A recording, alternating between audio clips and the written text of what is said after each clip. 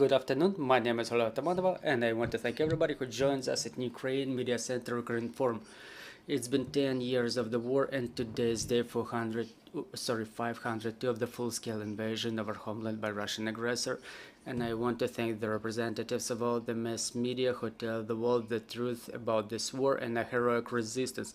Our brief schedule for today is as follows. At 2 o'clock, we will be talking about the tax increase and fuel prices. Joining us in the studio will be Serhiy Kuyun, director of A95 Consulting Group. And at 3 o'clock, joining us will be Karolina Lindholm-Billin, the representative of United Nations High Commissioner for Refugees in Ukraine, and she will present the report on the intentions and perspectives of internally displaced persons in Ukraine.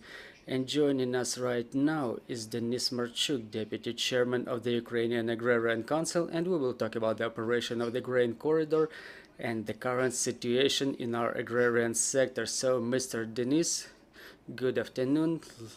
Let's talk about the grain corridor. Is the matter of concern to everybody. There is information that there are certain achievements, certain agreements that were achieved about its further operation. Good afternoon. I would like to start with some positive news. In fact, during the period of operation of the grain corridor, and I want to remind you that the Istanbul agreements were signed on the 22nd of July, and that was when the start of the ships cruising has begun, and now we have managed to export 33 million of grain crops, which is a good indicator given the year 22, the year of the full-scale invasion, of the beginning of the full-scale invasion, was the year when we had a lot of reserves, which resulted in a number of the agrarians sitting on their grain without possibility to export it. Thanks to the grain initiative, it was done with complications. We know that during the operation of the grain initiative, we were facing a number of obstacles created by Russian Federation. The aggressor country continues doing so, and de facto we have suspension of operation of the grain corridor. Since June, the ships do not enter the territory of Ukraine through Bosphorus Strait, so within those days the ships that were located in the ports could finalize the loading, and for the time being nothing is happening now. However, de jure we have the extension of the grain deal until the 18th of July this year, so the activities of all the ministries and President of Ukraine were aimed at arrangement of operation or the extension of the grain deal. So the presidents of Ukraine and Turkey had this negotiation, which kind of raises some good expectations, because when the inspections were suspended, Turkey did not react significantly. We understand they had a presidential and parliamentary elections campaign. Erdogan is going back to his agenda in terms of his foreign relations, and we perceive it quite optimistically that the grain deal is getting back on the agenda. What we also want to emphasize that after the 18th of July, we won't see some active phase of extension of this Istanbul agreements, because the months of July and August will be months of negotiation, because according to the statements of the president of Turkey, he would like to have negotiations, personal negotiations with the aggressor country leader, President Putin.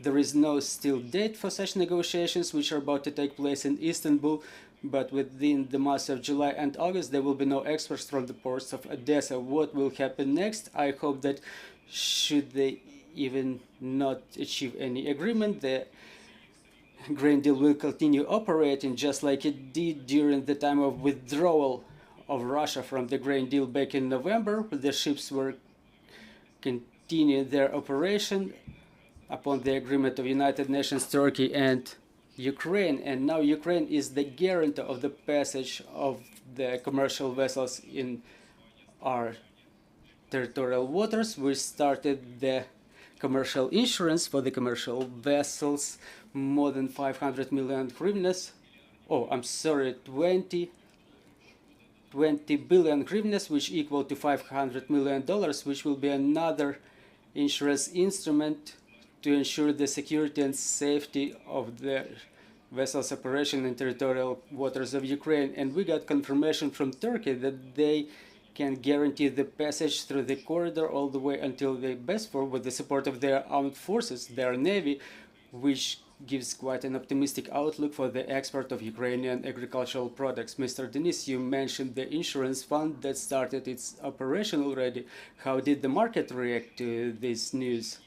It reacted positively because I know there are already traders who agreed to send their vessels, which means that apart from the guarantees, those countries also believe in the armed forces of Ukraine too, because without the armed forces of Ukraine, such maneuvers and the option or insurance of passage of the ships through the Ukrainian territorial waters would be impossible. And now Ukrainian armed forces take additional efforts to ensure the passage of additional number of vessels through the corridor, but we will find out more details about the statement by the Commander-in-Chief. We remember that Black Sea Grain Initiative became possible after the liberation of the Snake Island by the armed forces of Ukraine and the extension of Istanbul agreements this year, or in fact not Istanbul agreements, but exports by the Black Sea. It only will be possible with the support of the armed forces of Ukraine. Again, well, you said that after July 18 we will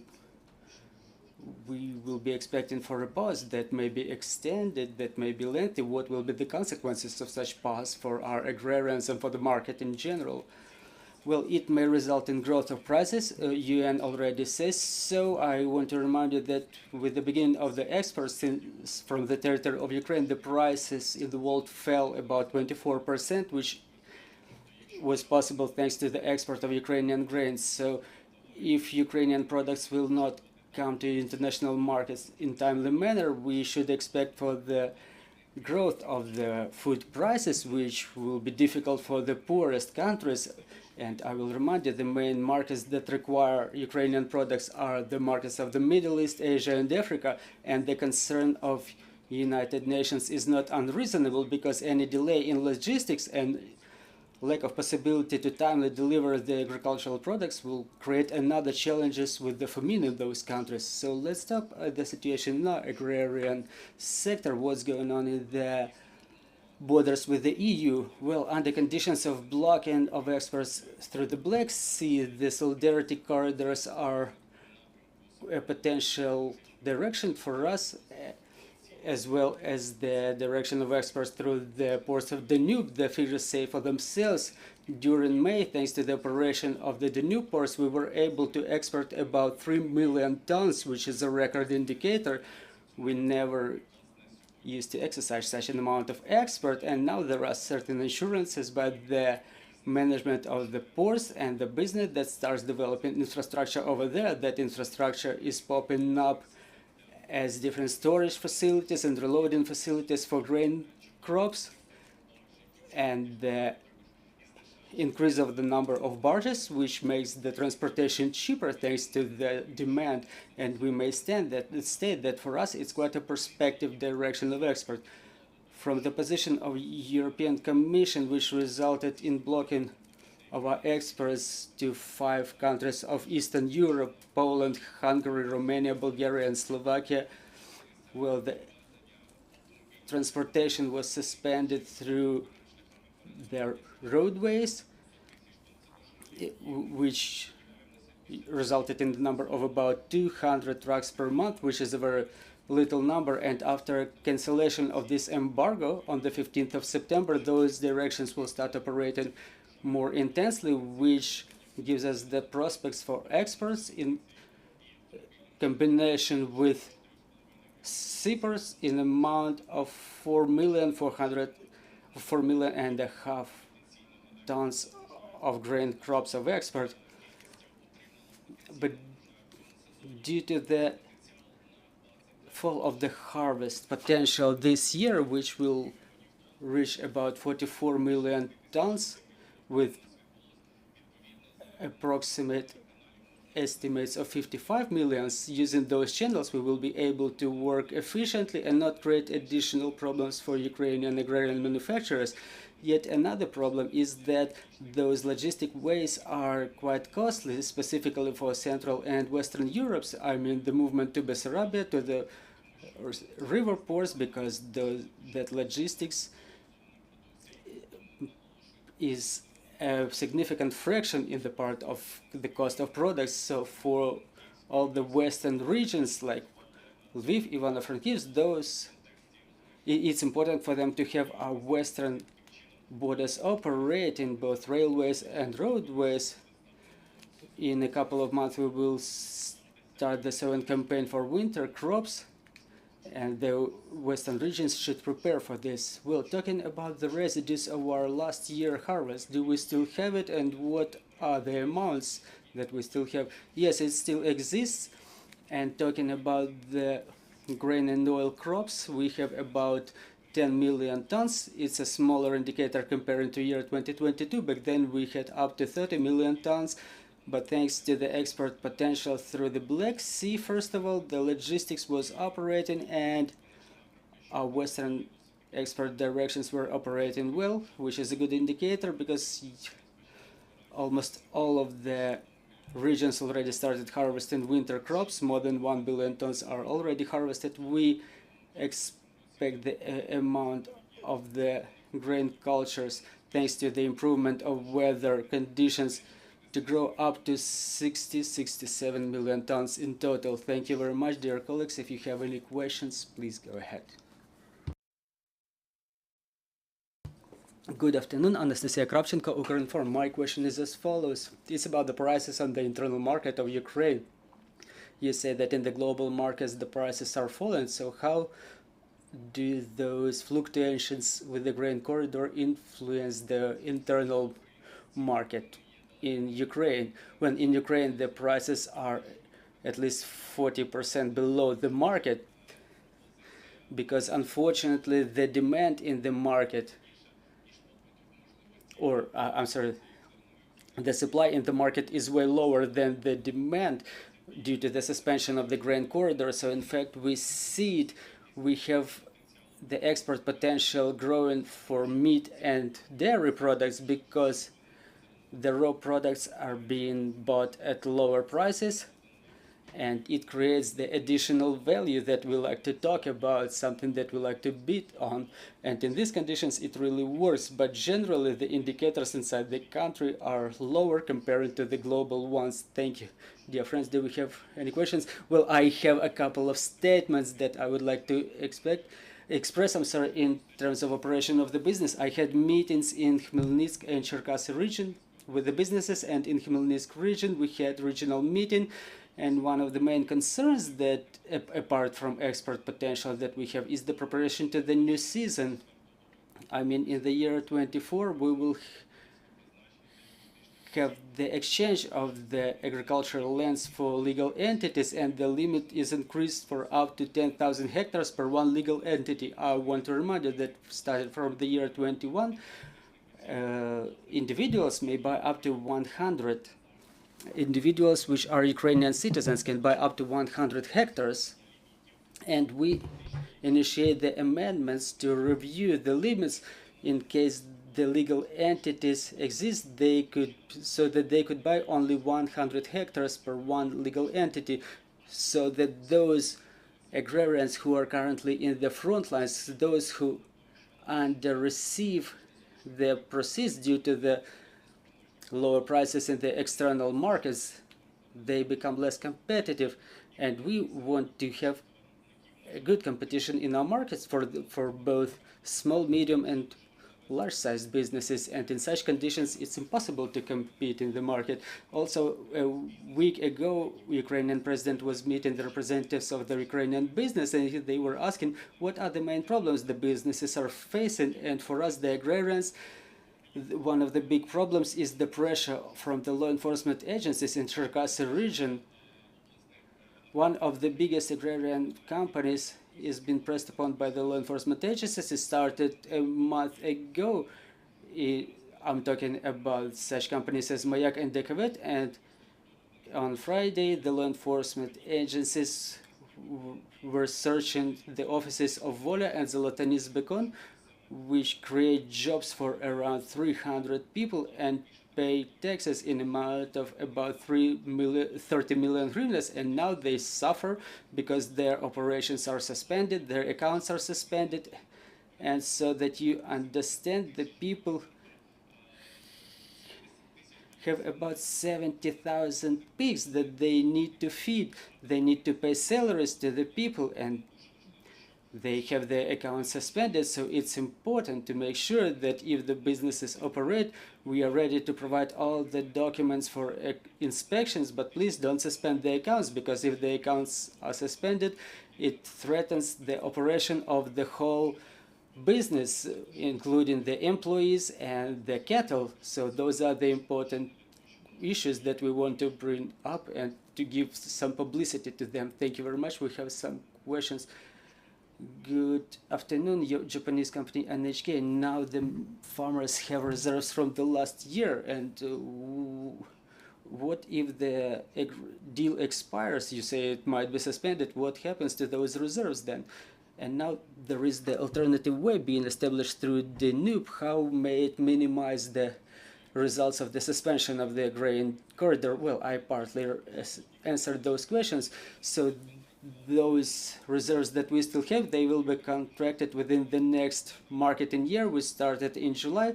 The agrarians will take their best efforts to sell it because they need to vacate their storages for the new harvest. As to the suspension of the Black Sea Initiative, the river ports help us to grow the export potential, but was the key issue here? We need to develop certain directions of cooperation with our Romanian colleagues to add additional depth to the riverbed of the Danube. We started doing it, and it allowed increase the number of the ships and the size of the ships going to the Constanța ports. If we do it now, it will allow us to increase the number of ships and the size of the ships. I'm talking not about 6-7 tons, but maybe 20-30 tons, and the speed of export will improve and logistics will get cheaper. That's one task. And another thing we have to agree on with Romanian side is we have to reload grain from one ship to another. When the barges enter the territory of Romania, they don't have to stand in line